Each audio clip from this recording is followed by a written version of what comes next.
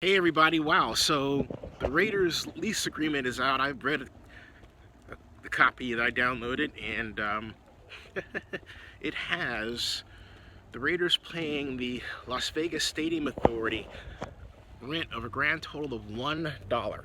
But that's not all. If you read through the 107-page lease, you find that, among other things, the stadium's utility costs are borne largely by the Stadium Authority, including internet costs. Now, that's a personal big deal to me because as the economic advisor to Oakland Mayor Lee Harris, I had to negotiate with the city of Oakland and the Oakland A's a redo of their lease agreement regarding the percentage of utility costs the A's pay. Why? Because prior to our negotiation, we paid 70% of the utility costs, and they were going wildly out of control. So it's better to split the utility costs, including internet, because that too, depending on the game, can go wildly out of control as well. When I say wildly out of control, I mean well up into these super high, like billions of numbers, but higher than you would expect to pay. And added together, those costs are not a small issue to deal with.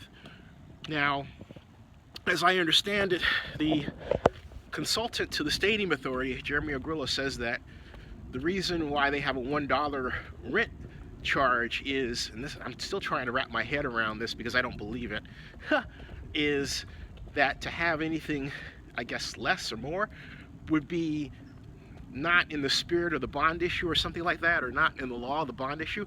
I have to reread what he told the Mercury News. But look, the Raiders have paid a $1 million rent to us. They paid rent to us before through our bond issue. There are stadiums, other stadiums that have deals, have rent deals where they pay. The bottom line is that, I'm saying the bottom line again, between the Raiders keeping all the naming rights money, all the sponsorship money, paying a $1 rent, the Stadium Authority is going to wind up in deficit pretty much as it goes out at the gate. And for Jeremy to make a statement like the one that he did is sad for the authority, because it sends the signal that they're just willing to give up the store to the Raiders just to get the Raiders there. And remember, this is a proposed lease, okay? It's a proposed lease.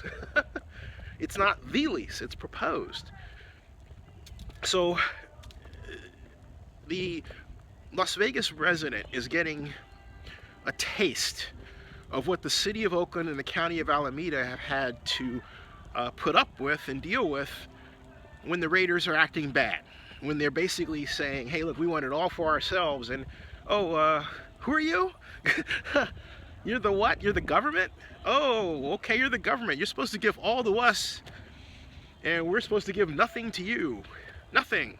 That's how the Raiders act. If you give them away to take the store, the Raiders are going to take the store. There's just no two ways about it. That is the way they do business under Mark Bourdain as president and under Mark Davis as the owner. That's the way they did business before, and it looks like they don't plan on changing anytime soon. Now, does that mean you can't do a deal with them? Of course not. You can do a deal with them. After all, Scott McKibben at the Oakland and Alameda County Joint Powers Authority was able to negotiate a great rent deal that got the authority out of deficit. The Las Vegas Stadium Authority does not want to put itself in a position where it becomes the next Oakland, paying all of this debt, okay, and going into deficit and having no way out, and then finding that the Raiders are not a